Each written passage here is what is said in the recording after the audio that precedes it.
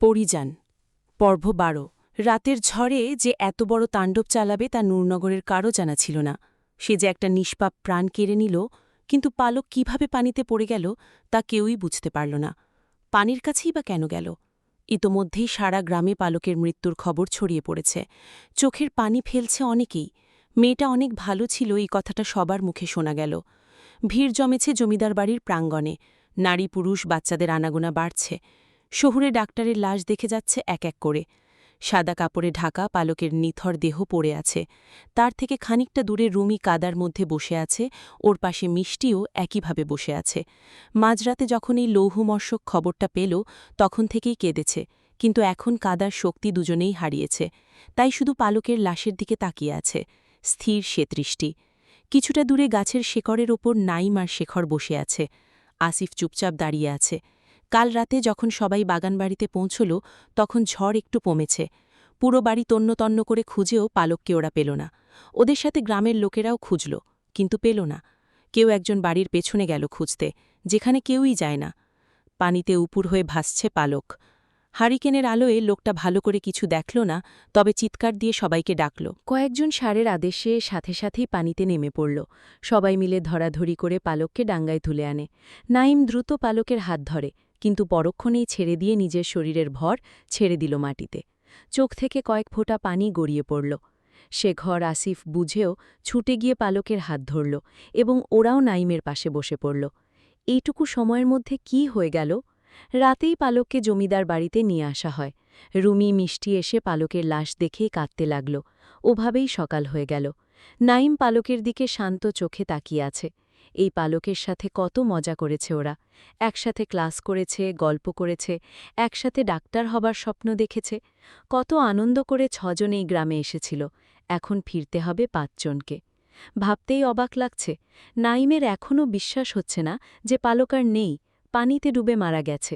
কি অদ্ভুত, যে পানি মানুষের জীবন বাঁচায় সেই পানিই মানুষের জীবন কেড়ে নেয়। পালকের মৃত্যুটা শায়েরও মানতে পারছে না। হঠাৎই এরকম ঘটনা ঘটে যাবে তা সে ভাবতেও পারেনি। তাছাড়া মেয়েটার সাথে কাল ওর বেশ কিছুক্ষণ কথাও হয়েছিল, তাকিয়েছিল শায়েরের দিকে। অথচ কিছু সময়ের ব্যবধানে মেয়েটা আর নেই, আর কথা বলবে না। যে চোখে শায়ের পালকের অনুভূতি পড়েছিল, সে চোখজোড়া আর খুলবে না। কিছুক্ষণ দাঁড়িয়ে থেকে শায়ের গেল আফতাবের সাথে কথা বলতে। মালাকে নিয়ে আফতাব ভোরে ফিরেছে। পালকের খবর পেয়ে মালাও কেঁদেছে। মেয়েটা সত্যিই খুব ভালো ছিল। এভাবে মেয়েটা পৃথিবী ছাড়বে তা মালাও বোঝেনি। অন্দরের বারান্দায় পরীকে বুকে জড়িয়ে বসে আছে মালা। জেসমিন, কুসুম আর জুম্মানও আছে। বেশ কয়েকজন মহিলাও এসেছে।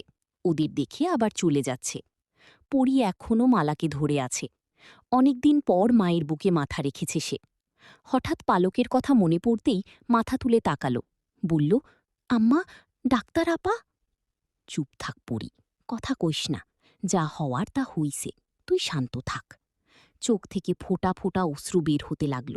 সে বলল, আম্মা, ডাক্তার আপা কইছিল আমার লোকে গল্প করবে, কিন্তু সে তো আর আইল না আম্মা। আমার অনেক কষ্ট হইতাছে আম্মা।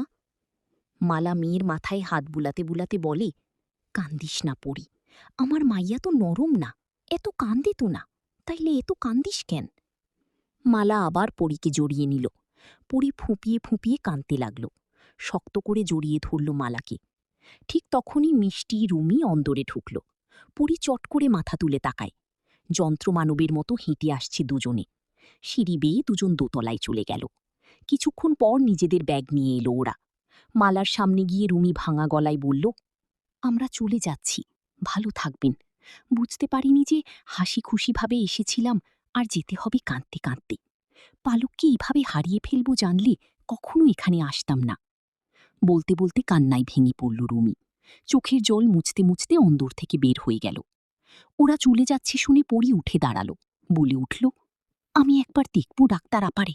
আম্মা, আমি বাইরে যাবো। আম্মা, আমারে একবার যাইতে দেন। নাইমরা নিজেদের ব্যাগ গুছিয়ে নিয়েছে। পালককে নিয়ে এখনই শহরে রওনা হবে সবাই। পালকের বাবা মা শহরে থাকেন, ওখানেই দাহ করা হবে পালককে। কোন মুখে ওরা পালকের বাবা মায়ের সামনে দাঁড়াবে তাই ভেবে পাচ্ছি না ওরা। ঘাটে বিশাল ছইওয়ালা নৌকা নিয়ে দাঁড়িয়ে আছি সম্পান সহ আরও দুজন মাঝি। নৌকা করেই পালককে শহরে নিয়ে যাওয়া হবে। নাইম, শিখর, আসিফ গেল পালককে নৌকায় তুলতে।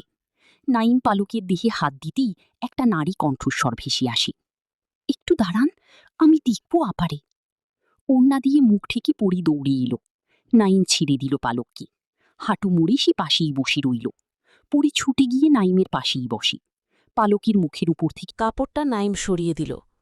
পালকের মুখটা দেখেই কেঁদে ফেলল পরি। সাদা হয়ে গেছে মুখটা, ঠোঁট দুটো কালচে বর্ণ ধারণ করেছে। কি জানি কতক্ষণ পানিতে ছিল। মলিন কোমল দেহটা শান্ত হয়ে আছে। পরি আলতো করে পালকের গালে হাত রাখল। শরীর বরফের ন্যায় ঠান্ডা। অনেক কষ্ট হয়েছে আপনার, তাই না আপা? এখন আপনি শান্তিতে ঘুমান, কেউ বিরক্ত করব না। একটা কথা মনে রাইখেন, এই পরি আপনার কথা কোনো দিন ভুলবে না। সোনা আপার মতো আপনিও আমার আরেক আপা। ভালো থাইকেন। দুফোঁটা অশ্রু বিসর্জন দিয়ে উঠে দাঁড়াল পরি। পিছিয়ে এলো পালকের থেকে। নাইম হাত বাড়িয়ে দিল পালকের দিকে।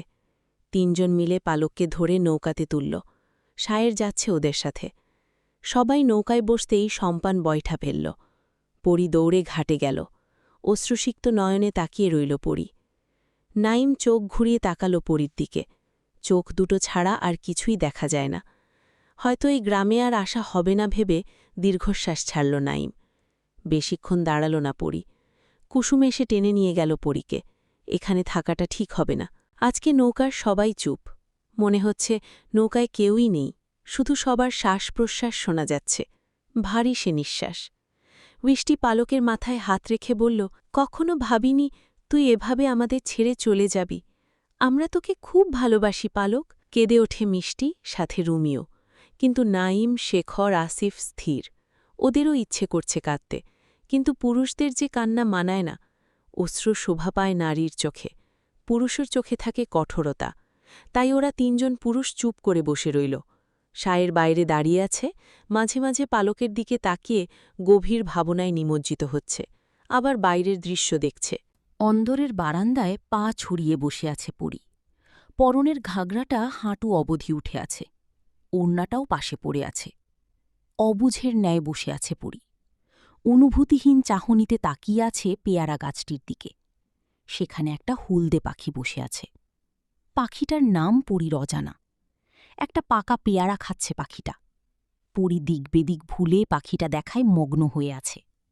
পরির ইচ্ছে হচ্ছে পাখি হতে। না থাকবে পরিবার, না থাকবে কষ্টের পাহাড়। এমন সময়ে লাঠি ভর দিয়ে আবেরজান আসল। তিনি সবসময় নিজের কক্ষেই থাকা, খুব একটা বের হন না। পালকের খবর শুনে তিনি বের হয়ে এসেছেন। এতক্ষণ মালার ঘরে ছিলেন, নিজের ঘরে যাচ্ছিলেন। পরীকে ওরকম অবস্থায় দেখেই লাঠির খোঁজা দিয়ে বললেন, অয় মায়া, এমনে কাপড় উঠাইয়া বইসুস কেন? পাও ঢাক কইতাসি, তোর বাপে আয়া পড়ব। কি মায়া যে হইছে আল্লাই জানে। ওই কথা হুনোস না? দাদির চেঁচামেচিতে পাখিটাই উড়ে গেল, যার দরুন বিরক্ত হল পরি। কোনো কথা না বলে ওড়না হাতে নিয়ে উঠে দাঁড়াল। দৌড়ে চলে গেল ছাদে। পাঁচিল ঘিসে দাঁড়াল সে। উদাস উদাস লাগছে পরীর। ও নিজেই চেয়েছিল শহুরে ডাক্তাররা চলে যাক, আজ তাই হল। কিন্তু ওদের চলে যাওয়া কি মানতে পারছে না পরি। পালকের কথা মনে পড়তেই কান্না আসছে ওর বারবার। জুম্মানের মুখে পরি একদিন শুনেছিল ভালো মানুষ নাকি বেশি দিন বাঁচে না। কথাটা জুম্মানকে ওর মাদ্রাসার হুজুর বলেছিল। পরি ভাবল পালক ভালো ছিল বলেই অকালে হারিয়ে গেল। সারাদিনে কিছুই মুখে তুলল না পরি। মালা এসে জোড়াজুড়ি করেও পরীকে খাওয়াতে পারল না। নিজ কক্ষের এক কোণে চুপটি করে বসে আছে পরি। জুম্মান তখন পরীর ঘরে ঢুকল, হাতে একটা লাঠি নিয়ে। পরীর সামনে গিয়ে দাঁড়িয়ে বলল, আপা, দেখো পানি অনেক কমে গেছে, আমি লাঠি দিয়া মাপছি। পরী ঘুরে তাকালো জুম্মানের দিকে। লাঠির মাঝখান বরাবর ধরে দেখালো জুম্মান। পরী মৃদু হেসে বলে, ভালো বুদ্ধি তো তোর, এমনি পানি মাপা শিখাইল কি তোরে? অন্দরের বারান্দায় পা ছড়িয়ে বসে আছে পরি। পরনের ঘাগরাটা হাঁটু অবধি উঠে আছে, ওড়নাটাও পাশে পড়ে আছে। অবুঝের ন্যায় বসে আছে পরি। অনুভূতিহীন চাহনিতে তাকিয়ে আছে পেয়ারা গাছটির দিকে। সেখানে একটা হলদে পাখি বসে আছে। পাখিটার নাম পরির অজানা। একটা পাকা পেয়ারা খাচ্ছে পাখিটা। পরী দিক বেদিক ভুলে পাখিটা দেখায় মগ্ন হয়ে আছে। পরীর ইচ্ছে হচ্ছে পাখি হতে, না থাকবে পরিবার, না থাকবে কষ্টের পাহাড়। এমন সময়ে লাঠি ভর দিয়ে আবেরচান আসল। তিনি সবসময় নিজের কক্ষেই থাকা, খুব একটা বের হন না। পালকের খবর শুনে তিনি বের হয়ে এসেছেন। এতক্ষণ মালার ঘরে ছিলেন, নিজের ঘরে যাচ্ছিলেন। পরীকে ওরকম অবস্থায় দেখেই লাঠির খোঁচা দিয়ে বললেন, অয় মাইয়া, এমনে কাপড় উঠাইয়া বসছস কেন? পাও ঢাক করতাসি, তোর বাপে আইসা পড়ব। কি মাইয়া যে হইছে আল্লাই জানে। ওই কথা হনস না। দাদির চেঁচামেচিতে পাখিটাই উড়ে গেল, যার দরুন বিলুপ্ত হল পরী। কোনো কথা না বলে ওড়না হাতে নিয়ে উঠে দাঁড়াল, দৌড়ে চলে গেল ছাদে। পাঁচিল ঘেঁষে দাঁড়াল সে। উদাস উদাস লাগছে পরীর। ও নিজেই চেয়েছিল শহরে ডাক্তাররা চলে যাক, আজ তাই হল।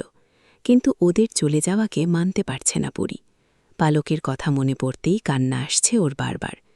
জুম্মানের মুখে পরী একদিন শুনেছিল, ভালো মানুষ নাকি বেশি দিন বাঁচে না। কথাটা জুম্মানকে ওর মাদ্রাসার হুজুর বলেছিল।